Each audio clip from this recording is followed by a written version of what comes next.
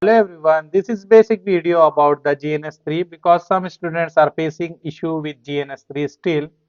So in this video, maybe 2 minutes, 3 minutes, just we will have overview of GNS3.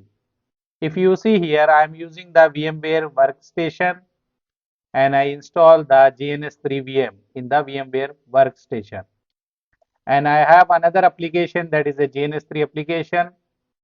Why we need actually, why we want to install the GNS3 VM? Because if we want to run the switch in the GNS3, we need to install the GNS VM. So here I install the GNS VM. When I open the GNS3, automatically GNS VM is going to open, and you can see this is KVM support available should be true, and here it should return OK.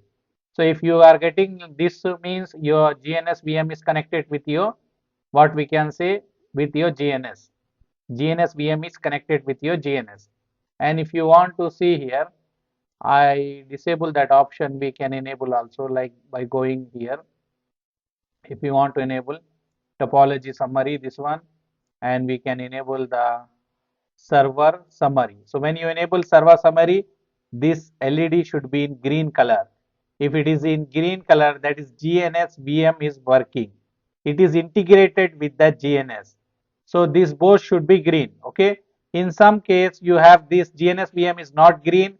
It is not working. So what you need to do? You need to restart your GNS. Close your GNS, open your GNS, close your antivirus and restart your machine and check.